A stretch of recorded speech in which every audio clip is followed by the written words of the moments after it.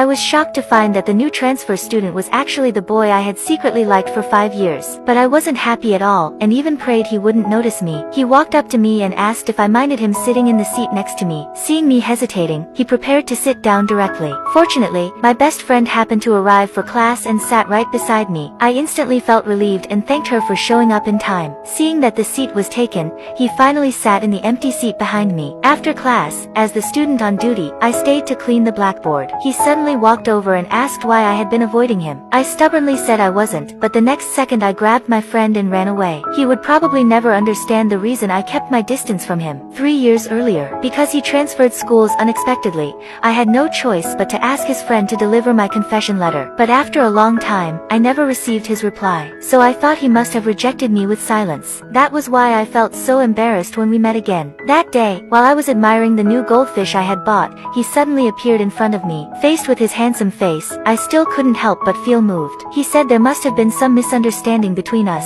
and then he called over his friend. Only then did I learn that my confession letter had actually been lost by his friend. No one had ever seen what I wrote in that letter. He reached out his hand and said he wanted to be friends with me again. I felt a little disappointed because I didn't want to be just his ordinary friend. So when he walked me home, I asked him to go to the library with me the next day. He accepted my invitation, and I was very happy. I decided to confess to him again, so I recorded what I wanted to say to him on a tape recorder, planning to give it to him when we met. For this date, I asked my best friend to help me pick out a pretty dress. Before I left, she even sprayed some nice perfume on me. I arrived at the library early and waited for him to show up. However, he never came that day, so to find out why, I went to his house. But when I got there, I discovered that his family was holding a funeral. His parents had died in a car accident. After that day, he didn't come to school for 2 weeks. But every day, I waited for him at the corner with breakfast in hand. One early morning, I finally saw that familiar figure. I immediately ran over to stop him and handed him the breakfast. But he just said, "No need," coldly and walked around me. I sensed sharply that he was deliberately avoiding me. As soon as the bell rang that afternoon, he rushed out of the classroom. And on his desk, I found a notebook he had left behind. I opened it out of curiosity and was shocked to find that he had lost the will to live. Terrified that something might happen to him, I ran out of the classroom to chase after him.